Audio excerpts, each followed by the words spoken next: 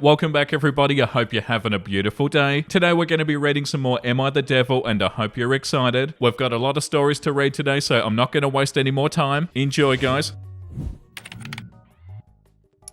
Am I the a-hole for cancelling my daughter's music classes? I'm a single mum to one daughter, Madeline, 15. She's very musically inclined, is an amazing singer, so when everything happened, I put her piano lessons and voice lessons after school once a week to give her something to look forward to. Madeline has leukemia. She gets chemo every day for a week and then has 3 weeks off. I understand that she's tired and probably can't focus well because of the chemo, but she has fallen behind in all of her classes and hasn't been keeping her room clean. But she was always doing great in her voice lessons and piano classes. I think if she tried half as hard in school as she does in voice and piano, she'd be great. So I called her teachers and I told them I was cancelling classes until further notice, and I told them why. Madeline's voice teacher asked me to reconsider and told me that she thinks Madeline has a real chance at making it as a singer. I told her that my decision is final until she catches up in school and can keep her room clean, and then I hung up. When I told Madeline that her classes were cancelled until she keeps her room clean and catches up in school, she started crying and yelling at me that I'm taking away the only thing that she has and that she hates me. It's been a month and I rarely hear Madeline singing or playing piano anymore, and she stays in bed all day. She only speaks to me when it's absolutely necessary, and even then will only say a couple of words. I bought her headphones for her birthday a couple of weeks ago and she hasn't even touched them. They're sitting in the sealed box in her room. I'm starting to feel bad about taking her lessons away, but I just wanted her to try harder in school and to keep her room clean. That's not too much to ask. Was I the a-hole for taking away her lessons? Edit. I realised I was the a-hole. Tomorrow morning I'm going to call Madeline's teachers and put her back in voice and piano lessons, and we're going to schedule a meeting with her school counsellor after her break to see how we can make school easier. Edit 2, to those of you asking about her room. My parents were hoarders and their house was always cluttered, and when I moved out I needed everything to be clean or I wouldn't be able to function. Edit 3, Madeline is back in her music classes and we're both starting individual therapy and family therapy soon. I'm also going to try to have somebody come once a week to clean so she won't have to worry about any chores. Right, so I'm really happy that they put their edits on the post. It's nice when people make these sorts of posts and they realise that they're in the wrong and they're like, okay, hold on a second, I'm going to make everything right. Because yeah, like the top comment says, you the a-hole, this year is tough for many students, but on top of that, your daughter is struggling with a serious illness. Your punishment should match the crime. Taking away something that she enjoys and practices doesn't do that. It's just a power move, not an actual punishment. And this comment, you the a-hole. Oh my god, you're such an a-hole. If my kid had literal actual goddamn cancer and was getting chemotherapy, her grades would be the absolute last thing in this world that I'd be worried about. She had something that was making her happy while doing chemo for her cancer, and you took it away because her report card made you mad? What the hell's wrong with you? Yeah, that's a really good comment. Yeah, why would you be worried about the grades? And also, it's one of those sorts of posts that is so obvious that they're in the wrong. It makes me wonder if it's even real. I'm pretty sure it is, but like, how did they not realize they were in the wrong? Like, oh yeah, my daughter is battling leukemia. What I should really be worrying about is her grades and how clean her room is. That's so awful. Okay, post number 2 is called, Am I the a-hole for having an allergic reaction at a dinner party? My friend from work, we'll call her Amy, invited my husband and me, as well as a few of her neighbours over to her house for a potluck last night. It wasn't supposed to be anything big, just a nice get together, but Amy insisted on making dessert. She's an accomplished baker and has even been to pastry school, so none of us were complaining. We got through the evening just fine, and I would actually say that I made a few friends, but by the time dessert rolled around I knew there'd be a problem. Amy had baked a wonderful cherry pie, but I've never tolerated cherries well. I assume it's an allergy, but I've never been formally tested, so I don't know. I really like the taste of cherries though, and I needed something sweet after the meal, so I helped myself to a big slice. At the time I thought it would look a bit weird of me to turn it down, especially because I've raved about Amy's desserts before, but now I'm wondering if this was the right move. Pretty sure you already know that it isn't the right move, OP. Oh, I might be allergic to cherries. I better eat some.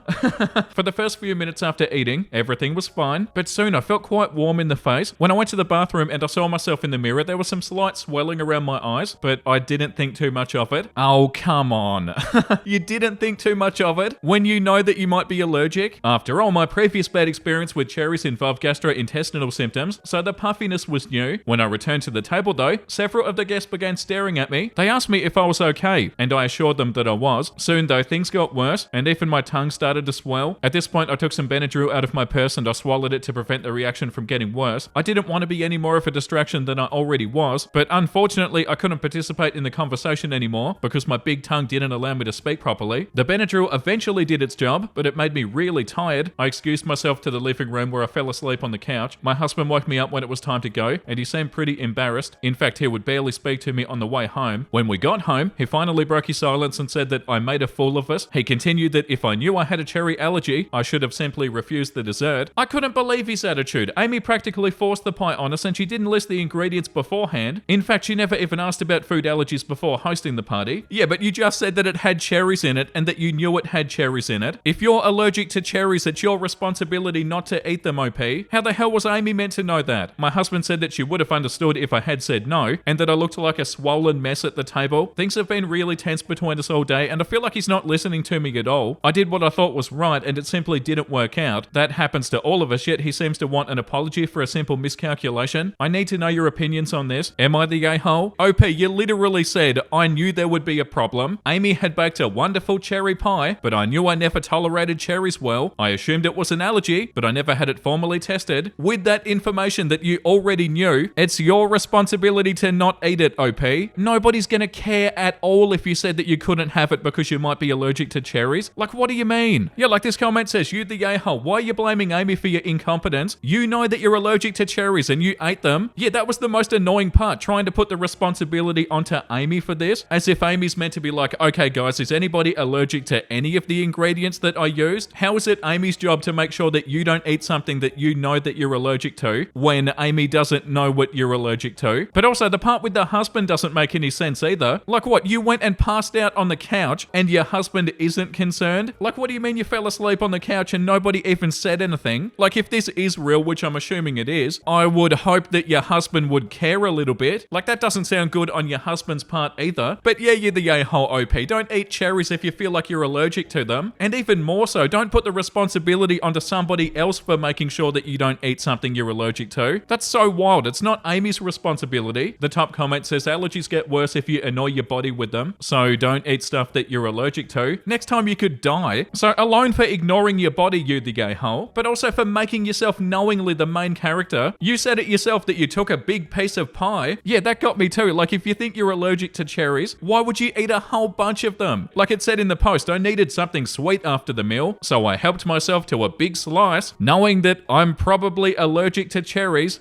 And the comment below that one too, I'm allergic to fish and seafood. You know what I don't eat? Fish and seafood. You brought all of this onto yourself. You could have skipped the pie and got some ice cream or something on your way home if you needed something sweet. Instead, you drew all of the attention away from Amy and her guests and onto you. Yeah, you the a-hole. And these comments too. I'm pretty sure this one's not real. The way your tongue swelled so badly is a huge sign that you need an EMTs and an ER pronto. The severity of your allergic reaction meant you could have easily been dead before Benadryl even had a chance to kick in. Pills designed to be fast-acting can take as little as 20 minutes to about an hour, based on how full your stomach is. The vast majority of adults I know would recognize your reaction as a true medical emergency. You the a-hole for eating something you know can make you sick. Yeah, and the comment under that one, she didn't want to be a distraction with her life-threatening reaction, so she went and passed out on the couch during a dinner party. Yeah, I'm really hoping this one isn't real. The next one is called, would I be the a-hole for trying to stop my brother's wedding? Oh god, I don't even want to read that. My brother is getting married to his childhood sweetheart soon. I didn't like the whole idea of the wedding because they're practically still kids and it would be dumb for them to get married so young. Our parents, ours and hers, are pretty pissed about it too, but going along with it anyway because they were worried they might just elope and go no contact otherwise. Also, I'm in love with his fiance. Oh god. We all sort of grew up together, neighbors for 5 years when we were teens, and our parents are close friends now. And she always had a big crush on me, but I ignored it because she was a kid and really annoying. But her and my brother were always best friends because they were the same age. We had a bit of a thing when we were like 18 and 16, but again, I thought she was too young, and also I was dealing with a lot of personal stuff at the time, so I ended up pushing her away and making her think I didn't want her because I didn't want to hurt her. Even though I kinda did start to really like her, I guess I thought that she'd just be there when I was ready or something, because she'd always been so obsessed with me. Cue my freaking brother riding in on his white horse when I broke things off with her, and them getting together, which was always his game plan, I think. FF 4 years, I'm assuming, what, friends for 4 years, and apparently they're getting married. She's more religious than us, and they've always done the purity ring BS, so obviously my brother just got bored of waiting and wants to get married so he can get laid. I don't think he's good enough for her, and I never did, especially in the light of what I know now. Anyway, my brother got really drunk the other night and told me that when they broke up for a while, I don't know why they broke up, but I remember he was really cut up about it. Last year, he got with somebody else just before they ended up getting back together, and he was going on to me about how bad he felt about it, and how he didn't know that she was going to take him back when he did it, and he wished he hadn't. In brackets, whatever, ding dong. I don't think she knows what he did, and I don't think she would marry him if she knew that he'd gone and cheated on her when they were broken up, especially if they're doing the whole no sex before marriage. Would I be the a-hole if I told her what he did and told her how I really feel about her and maybe stop the wedding? I really think she's my soulmate, and that deep down she probably wants to be with me too, but she just doesn't know that I'm in love with her still, or still an option, or that he's just a cheat. If I love her too, I should tell her, right? She might want to be with me instead. Okay, so first of all, no. And your brother's not a cheat. Yeah, the top comment, you're an a-hole for even considering that. There's nothing to tell. Your brother didn't cheat. He and his girlfriend were broken up. You sound like you hate your brother. Your post is a litany of excuses and justifications as to why you think you have the right to try and stop the wedding. So yeah, you're the a-hole for being so bitter and spiteful towards your brother. If you go ahead and tell his fiance, again, there's nothing to tell, then you're triple the a-hole, and you'll destroy whatever relationship you have with your brother. And also this comment, you the a-hole, she's more religious than us and they've always done that purity ring BS. Your attitude to her belief shows that you're not even compatible, let alone soulmates. What he did while they were broken up is not even your business. The right thing to do is to encourage your brother to get tested, if he didn't use protection, and encourage him to be honest with her that he's not a virgin anymore. And that's it. Stay out of their relationship. You'll lose your brother over this, and given your lack of compatibility, it would have been for nothing. Like what, I'm jealous of my brother, so should I try and ruin their relationship? Am I the a-hole? Yeah, of course you are. Yeah, and this comment too, you the a-hole, you don't even sound like you love her, just that you don't want your brother to have her. Your disdain for your brother is clear as well. She moved on. Leave it alone. It's time for you to move on too. Yeah, I'm hoping that none of the stories we read today are real, but I'm really hoping this one isn't real. And also, the bloody audacity to feel like you could ruin somebody's relationship and the person is gonna somehow fall in love with you and then get with you, like it's some crappy romance movie or something. Like, oh yeah, I'll just ruin their relationship and then she'll definitely love me. Oh, that was so bad. The next one is called, am I the a-hole for mum shaming my sister? My 20 male sister, 28 female, has a 5-year-old. His dad is not in the picture. She's currently temporarily living with us. My nephew is the most entitled little brat that you'll ever meet. Super picky eater, constantly jumping around, messy, moody, oversensitive, throwing tantrums all because my sister enables him. Before she moved in with us, I used to feel sad for her, but now I think it's her fault. For example, he keeps bringing in dirty rocks, and instead of telling him not to, my sister washes them for him and lets him keep them. Or whenever he cries over a toy, she always gives in and buys him whatever he wants. He won't sleep without his toys, and he has the worst sleep schedule. He'll wake up in the middle of the night wanting to play or because he just remembered something. She enables this behavior by listening to what he has to say. He's touch sensitive, sound sensitive, light sensitive, sensitive anything, and my sister does absolutely nothing to get him used to it. She also refuses to discipline him in any way. I told her to tell him to go to bed hungry and eventually he'll get hungry and eat, but she refused, saying that she won't starve her kid. I told her to stop picking up his toys after him and not give him toys until he learns. She said that she won't punish him like that. He still occasionally wets himself, and my sister took him to a pediatrician for that, but they found nothing wrong and recommended them to a child psychiatrist. So he got evaluated and didn't get diagnosed with anything, but my sister refuses to believe that this is all a result of her poor parenting and goes doctor shopping to get him diagnosed. Now, since she moved in with us, my mum has been helping her. When she told us how she's so anxious about moving back because she'll be alone again, and she loves my nephew and wouldn't change him for the world, but sometimes it can be so hard to handle. I said, that's on you though. She asked me what I meant, and I told her my nephew is hard to handle because she lacks discipline and keeps enabling him. Her gentle parenting clearly doesn't do her any favors. She doesn't get to complain because she paved this way by refusing to listen to our offers. My sister broke down and started crying because there's already too much on her plate. He doesn't get the help that he needs. She does the best that she can, and she didn't need me mum shaming her. I apologize, but I told her there's nothing wrong with him. He already saw a professional. The only help he needs is some discipline. Both my parents sided with my sister, and they're all giving me the cold shoulder. Am I the a-hole? Right, but you're not a parent, are you, OP? But you feel like you can say this about a 5-year-old that sounds like a normal 5-year-old? Yeah, this comment, oh, the overconfident wisdom of 20-year-olds. Yeah, come on. Like the top comment said, I'm sorry, a 5-year-old is acting like a 5-year-old, and you think you have something to say about it. He sleeps with his toys. Oh no. She takes care of his things. How dare she? She listens to him when he speaks. Awful. I told her to tell him to eat or go to bed hungry. Absolutely not. You the a-hole. I'm happily child-free, and you're the type of person that gives us a bad name. Yeah, and also this one. You the a-hole. I get that it's tiring for you to say what you believe are flaws in her parenting, but you aren't a parent, and you're not really qualified to tell her how to do it better. Furthermore, most of the things you mention are not really bad parenting. Washing off rocks that a kid is collecting is not a bad thing, and of itself, it's supporting the child's curiosity and interest in stuff that is probably pretty harmless. It's also controversial at best whether sending a kid to bed without dinner is indeed a good discipline approach. Unfortunately though, while maybe some some of what you have to say has merit. Most of your input seems off base when it comes to healthy parenting, and your sister does not seem like a bad parent in this write-up. She does seem overwhelmed though, and like she could really use some help, rather than constant criticism and judgment from somebody who has no idea what they're talking about. Yeah, 100%. The next one is called, Am I the a-hole for leaving my kids with my parents for a month prior to summer vacation to support my husband? I, 37 female, have 2 kids from my previous marriage. They're 11 and 8. A few months ago, my current husband started having issues. At the very end of last month, his doctor called and said it was likely a form of cancer. We dropped my kids off with my parents and we went. It was, and he was admitted to start treatments. What was supposed to be 3 to 4 days turned into a month's stay. I asked my ex if he wanted to go stay with the kids at our home, but he said he couldn't take that much time off work and he could only do weekends. So my kids stayed with my parents and I could be there for my husband and give him support that he needed, and what care I could given the circumstance. When he could have visitors, my in-laws brought my kids twice to visit. The second time they didn't speak to anybody and wanted to sit outside of the room. Thursday was their last day of school, and per custody arrangement they had to be with their father starting yesterday. Normally my ex and I meet halfway since it's a 5-hour drive, but this time I asked him to come pick them up. He did, and I asked him to bring the kids by the hospital so I could see them before they go. He called and told me the kids didn't want to see me. I didn't believe that because my kids love me and handoffs have never been an issue. I insisted. He brought the kids, but they wouldn't get out of the car no matter how many times I asked them, and even told them to. I looked to my ex for backup, but he wasn't going to force them. He told me he understands I have a lot going on and my husband needs me, but our kids needed me too. That if he was able to leave his girlfriend 3 weekends in a row to be with our kids, I should have been able to show up at least 1 day a week. I've been texting and calling my ex since yesterday to have him put the kids on the phone and pass on my messages, but he says they still don't want to talk to me. I thought I was doing the right thing and that my kids would understand, but was I wrong for leaving them with my parents this whole time? Edit to add, the hospital is an hour away from where we live. Edit to add number 2. I did tell my kids what was going on. I talked to them daily via the phone and did video calls with them. Sometimes we both did while I sat with him during his treatment, and we all watched a movie together during the evening via a phone call. So were you staying at your house the whole time? Yeah, like this comment says, so the hour drive to the hospital is too far to commute, but it's not too far to have your ex bring the kids by halfway through his 10-hour trip to retrieve them. Yeah, I'm very sorry that you're going through all of this, but you the a-hole. Yeah, and this one too, you the a-hole. Your husband was in the hospital with doctors and nurses to manage his care. There's absolutely no reason at all you could not have gone to see your children pretty frequently, especially when by your own admission, it was an hour from the hospital to your parents' house. Yeah, that's wild. I don't understand why you just abandoned the kids. Yeah, this comment too, you the a-hole, and this is just based off your comments. Number 1, you left your kids for a whole month barely visiting them. Number 2, the hospital was only an hour away, and you could have easily made the trip back home on Friday and leave on Sunday evening so you could spend time with your kids. And your husband is an inpatient at the hospital, therefore he has professionals at all times to help with him, whatever he needs. Plus he's a grown adult, so frankly, I don't understand why you need to be there 24/7. If you left him for 48 hours, there's such thing as a phone. Technology has come a long way so you could video chat. It's sad that your husband is going through this, but at the same time, it doesn't mean that you effectively drop everything in your life. Your kids, you should talk to your ex about meeting your kids in person so you can apologize sincerely, because they definitely need one. Yeah, for sure. That one's so confusing. I don't understand why you wouldn't go and visit them, like even once. And yeah, given what we read, you the a-hole. The next one is called, Am I the a-hole for making fun of my wife's $7 coffee purchase? My wife struggles a lot with spending money on herself. She has immense guilt about it, and it hasn't been until recently that she feels a little bit more comfortable buying herself new underwear, bras and clothes and makeup. Still, I have to plan our family vacations because the thought of spending money gives her great anxiety. We're upper middle class and we have enough money. The other day I noticed a transaction come through on our shared credit card while my wife was at work. It was for Starbucks and it was over $7. I texted her immediately to see if it was her, as I thought it may have been fraudulent activity since she so rarely goes to Starbucks or anywhere like that. There was a Starbucks in the same building as her work. She's worked there for over 2 years and she's never bought anything from the Starbucks there. She always packs her lunch and brings her own coffee. The next morning I made fun of the price of the coffee. I said sarcastically, I hope that was a really good coffee for $7. I saw her expression change and tried to give her a side hug. She got really quiet and looked sad. She took our kids to school and then texted me from the gym afterwards, explaining that she only went because her friends had invited her. She also pointed out that my cans of tobacco chew are more than $7 and that I get several each week. She then did the math and figured that I spend over $700 on chew a year. I apologized via a text. She got home and seemed aloof, so I apologized in person. This is a huge improvement from where I was at the beginning of our relationship. Before, I'd get super angry with her for even becoming upset in the first place. She acknowledged that me apologizing was an improvement, but she told me that she's still very upset and hurt. It's been almost 2 days and she's still sad and barely talks to me. Am I the a-hole here? Yeah, I don't understand why you wouldn't be more supportive, OP.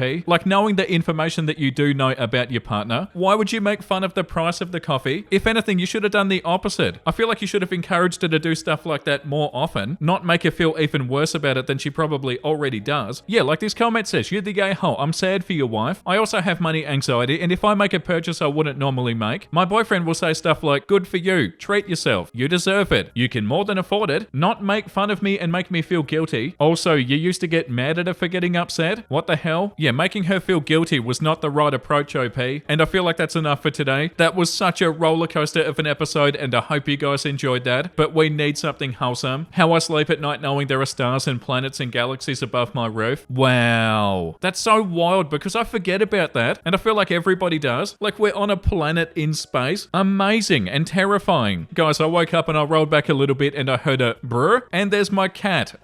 Oh, that's so cute. Under the covers as well, and they look grumpy like you just woke them up. Such a cute cat, and that's a beautiful thing to wake up to. My wife and I spending 45 minutes deciding which movie to fall asleep 7 minutes and 53 seconds into. Yeah, but that's okay. Yeah, this one looks so good. Oh wait, I fell asleep. When you remember a smell from your childhood? Yeah, how weird is that? And the smell will have like a memory attached to it, and you get like suddenly taken back to your childhood. Okay, thank you for watching, guys. I hope you had a wonderful time. And if you did and you want to see more episodes like this, make sure you let me know down below, and also make sure you like and subscribe. And the comment of the day today goes to Minoki. I just adopted 2-week-old kittens that were dropped off at my vet's office without their mum. They're so tiny and cute. Oh, congratulations. That's so beautiful. That's a dream come true. Say hi to them for me. And yeah, guys, thank you for the support. It means so much to me. I'll be back tomorrow with another fun but also horrifying episode, and I hope to see you then. Make sure you look after yourself and make sure you have a beautiful, amazing rest of your day. And you know what I'm about to say because I say it every single day. Bye!